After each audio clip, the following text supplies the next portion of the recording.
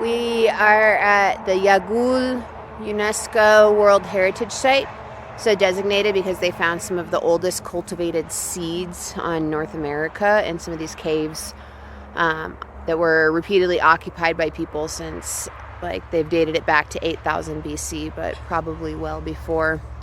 The actual ruin sites are closed Wednesday, Thursdays, and Fridays, but there's this path that goes around this mesa behind me, which is called Caballito Blanco. And there are just cave paintings. It was like the old newspaper slash lodging. And I wanted to introduce you to one of them. This one they call Candelabro. And it's big. And then you can see like the little birds are still occupying it, as well as some of the biggest, whoa, there's my face. Some of the biggest cave paintings are going to be along this side of Mesa Caballito Blanco, where there's also a highway running. So, I don't know. Part of me is, you get bummed, and then the other part of you is like, well, I guess that if it turns out that it's a good route for folks to travel, and it just keeps being a good route for folks to travel. We found that from Argentina, particularly along the Cabacñan up through Bolivia and Peru. Sections of the Cabacñan were built over by highway up to today. So yeah, things change quickly, and also a lot stays the same. We still like to say we were here on our way going over there. It's what these folks driving down the highway are doing. It's what the ancients were doing, carrying their snacks. That's what I'm doing right now. What are you pointing at, Nan? The steps. Just cleared them off a little bit too. People have been walking up these rocks for some time. Water took over a bit. Yeah, water helps. There's the Yagul site. We're exploring Caballito Blanco caves. We're in full on, like, kids on a playground / explorers mode. Checking out these caves. I've come to decide that pintura rupestre on the front, on the other side of it, like just over that there, Mesa tip, was basically old-timey billboard being like, rooms available, but they're caves. Dude, like, look at that. I don't think that's natural. I think this is like old, the pinkish tone, that. Wow. Wow, wow, wow, wow, wow, wow, wow, wow, wow. So cool. Oh, what? What is this? I just have to ponder the magic of Haleg. I'm probably the first person ever to be here. Oh my gosh, look at those cave paintings. I'm trying to be sarcastic little nitwit, but oh my goodness. Okay. Yeah, I'm like the first person to have ever walked here. Like the first feet. It's not like there's like stairs here carved by feetsies. That, like, uncountably thousands of years of people who've walked through here before me. Gosh. Oh my gosh. What? I guess what I'm trying to poke fun at is my own attitude when I began this journey of considering myself an explorer. And using language in my head of that I was discovering things. When really it's just, we're just finding signs of where we've been before. And particularly the attitude as an outsider of acting like our discoveries, our exploration is so new and amazing. And it is. But it's like all we're doing is showing up to look at it. Wow. Oh, here's huh? No way. These are too fresh. Oh my goodness. Can you see them? I'm not gonna touch it. I know better than that, but I just want to show you how big their hands were. This is reminding me of the Cueva de Manos of the Tehuelche people down in Argentina. They did the red hands, but like in relief, or not in relief. The color was around the hands rather than the hand prints being there. Somebody else was thirsty. Like me. I also think it's funny that we think we have to be the ones to protect it when it's that we need to be better participating in protecting it, because I'm here to tell you the bees and hornets do a mighty fine job. The cactus, the heat, the sun, that butterfly. Everybody's doing their part. All we've got to do is get on board. If I'm discovering anything out here, it's my connection to the planet and the lives around me, and the honor and responsibility and more wholehearted ways that I can show up to those relationships. And that's pretty cool work, honestly. That's more than enough for me. Such a beautiful spot as this. I am one lucky duck. Okay, so if Caballito Blanco Mesa was an ancient people's hotel, and if the Candelabro Pintura Rupestre was their billboard, and the last caves that I was filming in were the executive suites, and I think we're about to be able to just walk right in. What is it? Nan says dragon fruit. Us plebes are going to be able to just walk right in to the presidential suites. Look, it has a wall. Well, it doesn't look ancient, and it's clear people have been working on these. But, whoa. Neon will demonstrate the stairs.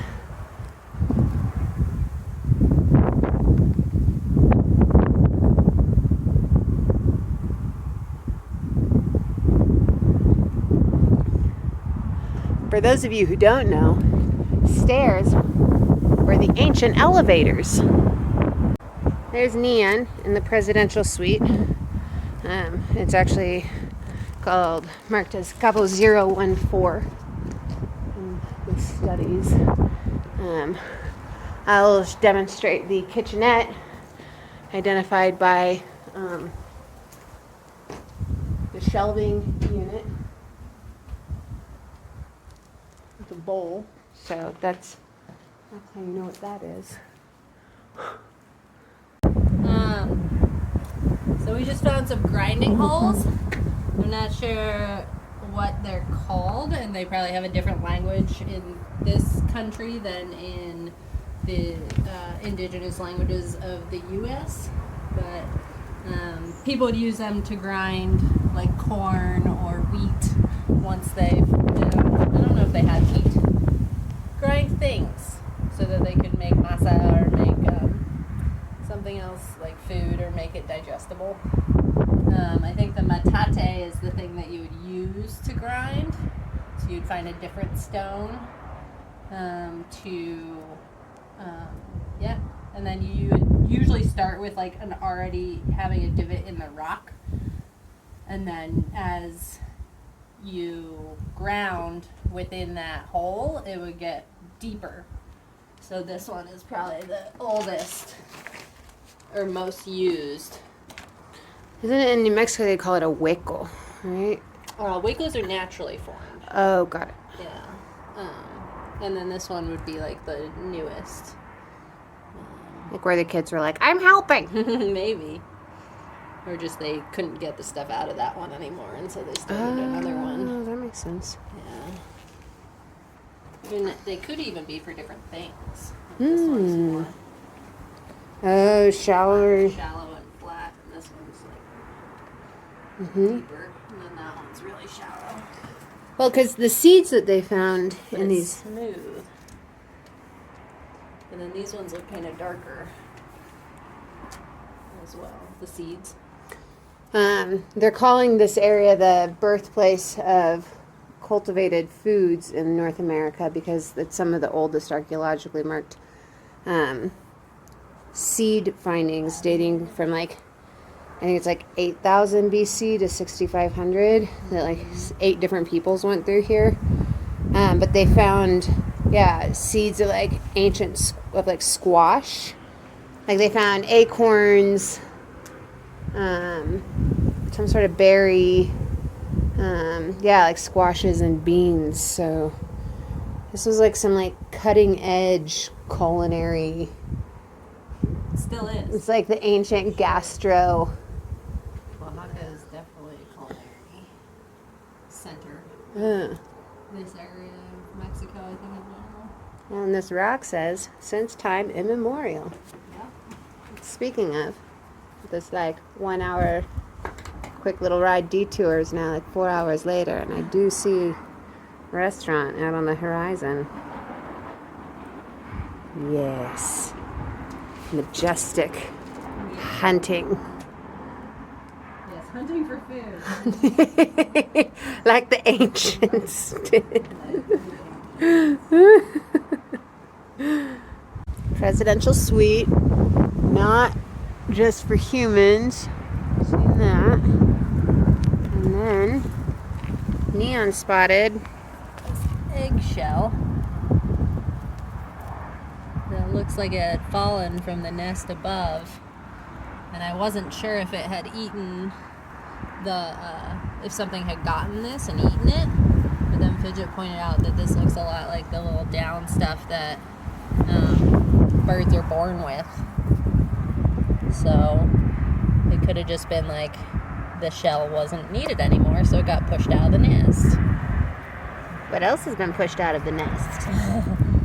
We also found, Fidget was like, oh, maybe it did get eaten because she found this bone. And I was like, I don't know, it could be something that eats other animals. And then I looked to my right and found a bunch of these, which are owl pellets, or pellets of some sort. I've only ever seen owls have them. And it's like the owl can't fully digest the bones and the fur and stuff, so it coughs this stuff back up. Like your cat would probably, and it's just full of, you can like take it apart and almost like, here's a little probably arm or leg bone of whatever it ate. And what I found was probably a hip here's bone, some ribs, I think. Ooh, yeah. Those ribbies. Oh no, it's a whole paw. Whoa! No way. This looks like a paw of probably a field mouse or something. I've also seen a lot of voles running I around. was gonna say, it could be a vole, paw and wrist, or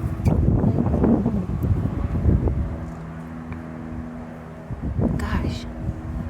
so yeah, it could be. Thankfully, we're not finding any skulls. That might be good. Paw, super neat. I bet if we took apart enough of these, because there are like 3. Another little guy looks more worn down.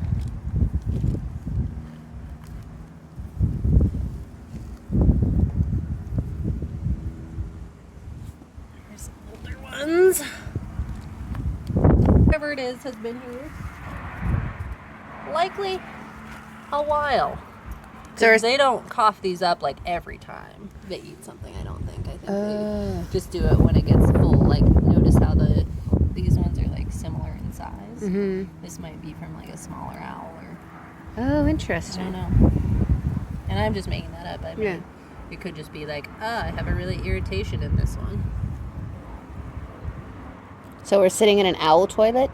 Oh, there might be a skull right behind you. And it's not a toilet, though, because they're not pooping it out. Oh, yeah. The vomitorium, if you will. I won't. Yeah. So it seems like they just, like, cough them up and, like, spit them out from up there. There's the moon.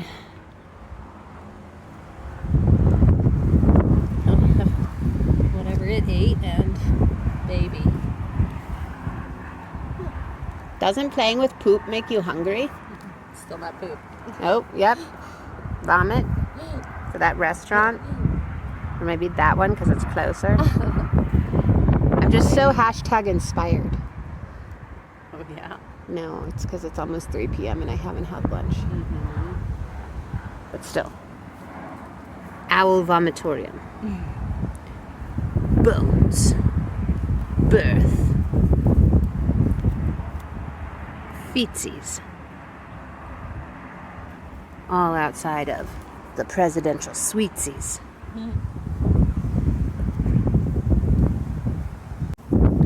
Look at this stuff. Isn't it neat? Wouldn't you think my collection's complete? Wouldn't you think I'm an owl playing with hairy puke? Now, Neon's going to teach us about swallow spit. So there are these birds that live on like cliff sides called swallows, and usually you'll see them like erupt out all at once when they're like startled or like in the mornings when they're like going out to hunt and stuff. But they make nests out of like spit and debris, I think dirt or sand or something. And you can see one up there that I don't think anybody's in anymore, but it's like there's that white spot. Oh yeah. And to the right of it there's like a nest with like a small hole in it. Yeah, I think there's like 3 of them. Yeah, there's like one that's broken off and one that's whole. And there might be another one too. And so they all like will cluster together and make their nests all together. But I haven't seen as much of that as like just a few. But some places you'll see like dozens of them, like all together, and they'll like burst out. But so that's pretty common in cliffy areas, cliffy, cavey areas, because they're more protected and they can like get a hold on the walls. I don't know, man, but it sounds like some pretty cool neighbors. Oh, right? Cooler than I don't know what's coming out of this. Yeah. Cooler than the wasps. Which is, there's an old nest right there. Yeah. Hey guys.